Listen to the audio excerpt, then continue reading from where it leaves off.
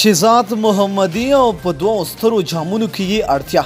او نویو لوبغاړو ته مشوره دا او دې ته ورته نورې خبرې را سره په دغه ویډیو کې وګورئ خو ویډیو را سره تر پایه وګورئ ګرانو مینوالو یو ځل بیا مو په سلامونو هرکلی کوم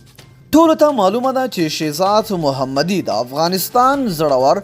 برید کوونکی او نامتو توپ وهونکی دی نوموړی په اوپننګ کې ډېری وخت غوره کرکټ کړی دی او د افغانستان لپاره ډېر ښه اوپننګ نندارې ته وړاندې کړی دی خو پر روانو دوو جامونو یعنی آسیا شلوریز جام او نړیوال شلوریز جام کې افغان لوبډله ښه اوپننګ ته اړتیا لري او د دې چارې لپاره شهزاد وړ توپ وهونکی دی دا منو چې زازی اوپنر دی دا منو چې عثمان غنی اوپنر دی او دا هم منو چې ګربز اوپنر دی خو د پخوانیو لوبغاړو له ډلې د شهزاد ښه والی دا دی چې هغه د نړۍ ډېرو بالرانو سره مخ شوی ډېر بالران یې هم په رسمي او هم یې په سوداګریزو لیګونو کې ټکولی دي د اوپننګ زړورتیا ورسره شته د بنګلادیش سریلانکا پاکستان هندوستان او د آسیایي لوبډلو بالران ټکوي په 2014 نړیوال شلوریز جام کې د افریقا کایلاباټ او نور بالران وټکول لوبډلې ته له اوپننګ خورا ښه سټارټ ورکړ او بالاخره د کریس مورس په توپ آوټ شو شهزاد محمدي په دې وروستیو کې د هیټینګ ترڅنګ تخنیکي توپوهنه هم کوله په وکټ د پاتې کېدلو فکر ورسره پیدا شوی او دې چارې له ده سره ډېره مرسته وکړه چې دی د نړۍ په غوره توپ وهونکي کې حساب کړي شهزاد محمدي د 2019 تر لومړیو پورې په شلوریزو لوبو کې د 10 غوره توپ وهونکو په قطار کې و او حتی تر ویرات کوهلي هم مخکې و نسبت شهزاد محمدي ته رحمان الله ګربز عثمان الله غني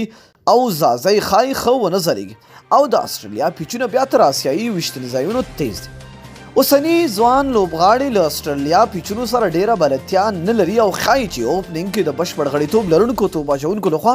ستونزو سره مخ شي خو دا لوبغاړي هغه وخت بریالي کیدی شي کله چې له نړیوال جام وړاندې دوی په استرالیا او یا هم نیوزیلند کې تمریناتي لوبې وکړي چې له کنډیشن او لوبډلو سره آشنا شي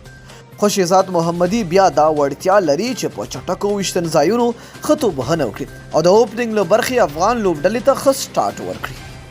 دوستانو راځو نوو لوبغاړو ته یو څو مشورې کړو که نوي لوبغاړي پر روان شلوریز جام کې مثبته لوبېدنه غواړي باید تخنیکي شاټونه ووهي لاین کې توپونه باندې د کراس شاټ وهلو هڅه ونه کړي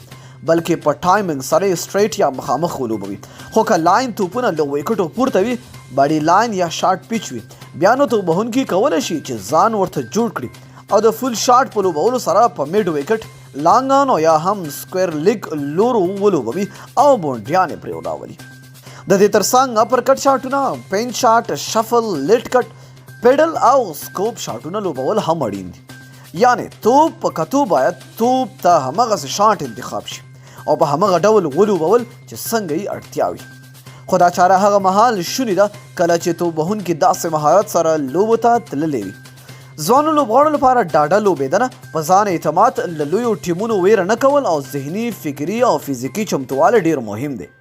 اوس موږ له شهزاد بل ښه اوپنر نه لرو که شهزاد په آسیا جام کې وي نو افغان لوبډله تر یوه ځایه رسولی شي تر هغې چې آسیا جام پیلیږي باید شهزاد خپل فټنس او روغتیا ډاډمنه کړي شاوخوا ته میاشتې وروسته آسیا جام د پاکستان په کوربتوب ترسره کیږي چې تر هغه وخته د شهزاد محمدي بندیز پای ته رسیږي او بیرته لوبډلې ته راستنېدی شي نړیوال شلوریز جام کابو 9 میاشتې وروسته په نومبر کې استرالیا کې ترسره کیږي که شهزاد په آسیا جام کې ځان ثابت کړي کولی شي چې نړیوال جام کې ځان ته ځای ډاډمن کړي او حتی هم په ښې کارکردګۍ د افغانستان بیرغ له نورو لوبغاړو سره یو ځای ورپوي دوستانو نو موږ له تاسو څخه نظر اخلو چې د شهزاد لوبول پر روانو دوو جامونو کې مثبت دی که منفي آیا ښه به ولوبېږي او که نه لاندې په کمنټ کې خپل نظر موږ سره شریک کړئ تر بیا بلې ویډیو د الله په امان په دعاګانو کې مې یاد ساتئ